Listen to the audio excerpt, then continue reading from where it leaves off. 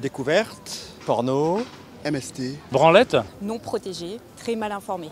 brutalité, du fun, insouciance, respect, plaisir. Alors du coup, les réponses, elles sont super intéressantes. On peut voir qu'il y a vraiment deux choses qui se différencient. D'un côté, on va avoir les plus âgés qui vont donner des réponses. On va plutôt parler d'un péril de la jeunesse, où on va avoir des questions sur est-ce qu'ils prennent des risques, un accès massif à la pornographie. Et de l'autre, on va avoir les jeunes qui vont être plus dans le plaisir, la découverte, quelque chose de joyeux dans la sexualité. 14-15 ans, ouais, je dirais, au plus tôt. ouais, 15-16 ans. ça me paraît 18 ans. 12 ans, je pense que ça commençait déjà. Hein. il y en a même à 13. Oh là là, ils perdent pas de temps, hein. Je sais pas, 13-14 ans.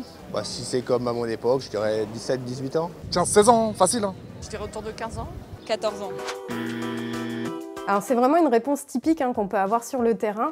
En fait, la bonne réponse, c'est 17 ans pour les hommes et 17,6 ans pour les femmes. Et en fait, il faut savoir qu'il y a peu d'évolution. Depuis 30 ans, c'est assez stable. Par exemple, dans les années 80, on était à 17,4 pour les hommes et 17,6 pour les femmes. Donc ça a très peu évolué.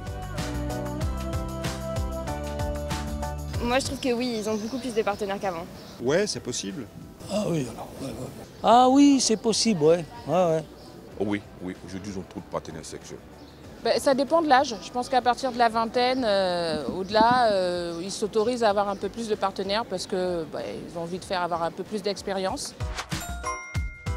Alors oui, effectivement, il peut y avoir une petite évolution. Après, ce n'est pas des chiffres astronomiques. Il faut savoir qu'en 1992, les femmes, dans toute une vie, avaient 3,3 partenaires sexuels. Et en 2016, on est à 6 partenaires sexuels. Par contre, du côté des hommes, en 1992, on était à 11 partenaires sexuels, tandis qu'en 2016, on est à 13,9.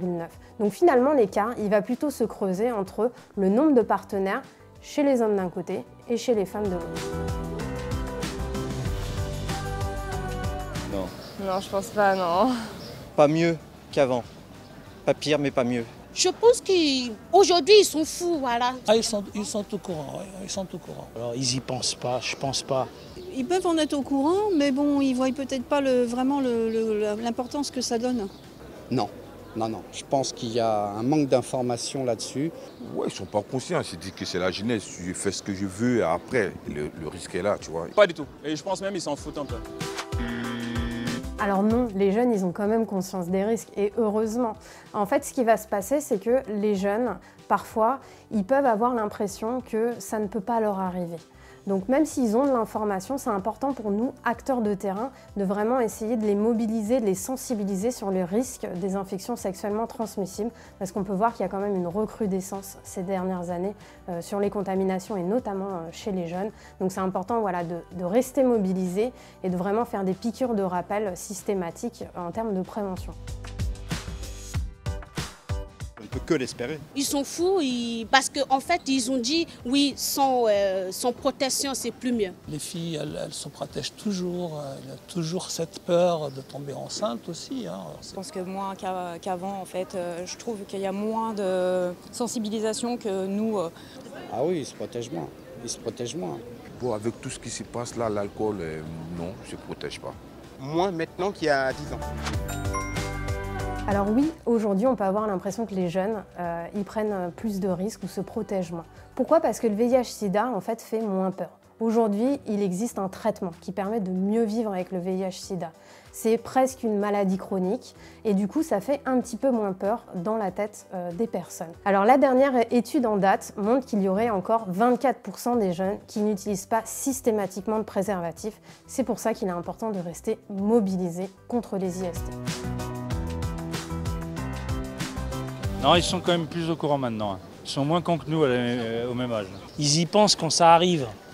Il y en a certains qui sont informés, à mon idée, d'autres qui n'en tiennent pas compte. Oui, je pense qu'il y a plus de communication entre les parents et enfants, donc ça doit jouer aussi.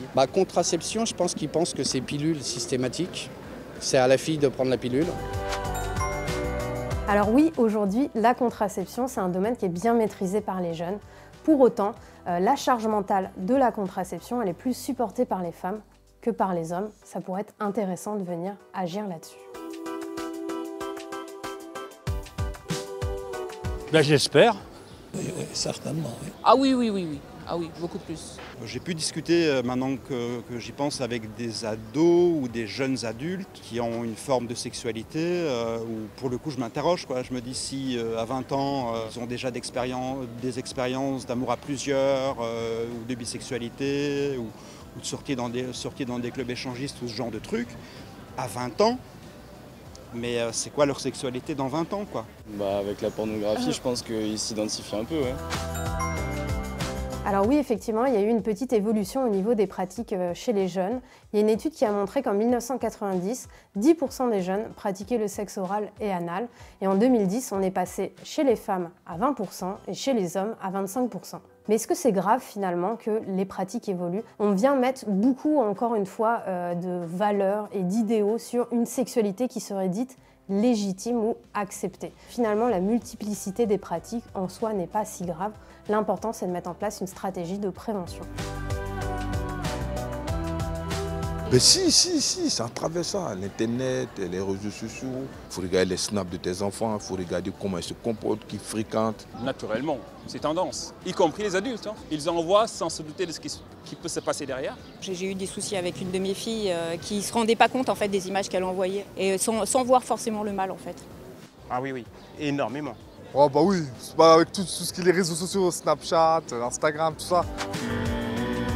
Alors les réponses sont intéressantes puisqu'on peut avoir encore une perception erronée de la jeunesse. Il y a une étude qui montre que par exemple l'envoi de sextos est beaucoup plus répandu chez les 25-44 ans à 54% de personnes concernées contre 39% chez les 15-24 ans. Les risques qu'il peut y avoir au niveau de l'envoi de nudes, c'est dès lors que ces photos sortent du cadre de l'intimité sans le consentement des personnes. Effectivement, il peut y avoir beaucoup de cyberviolences qui peuvent y être associées et il est important de prévenir ces risques.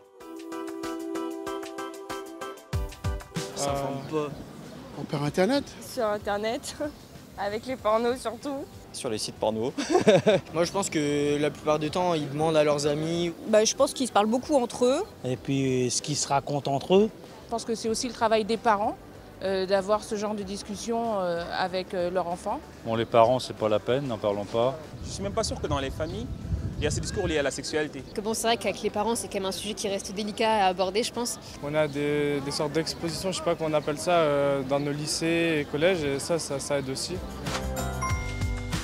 Alors oui, il y a un petit peu de tout dans les réponses. Effectivement, Internet occupe une place importante, mais les amis et l'école sont aussi des sources d'informations pour les jeunes en matière de santé sexuelle. Oui, par rapport en Afrique, ici, chacun a le droit de choisir où il veut aller. Je pense que c'est quand même un peu plus accepté, ils en parlent plus librement. On est beaucoup plus ouverts d'esprit, je pense. Parce que bon, maintenant il y a le mariage pour tous, il y en a beaucoup qui s'affirment, etc. C'est plus caché comme avant. Donc. Je pense que c'est pas parce qu'on en parle plus librement que individuellement ça doit être aussi facile. Je suis pas convaincu de ça, quoi. C'est plus libre, on en parle plus, donc c'est mieux. Mais il y a encore beaucoup de problèmes, beaucoup de difficultés pour être bien avec soi-même. Après, ils ressentent vachement le regard des autres. C'est hyper dur quand ils ont une sexualité différente. Alors je ne sais pas si aujourd'hui les jeunes sont plus à l'aise pour vivre leur orientation sexuelle.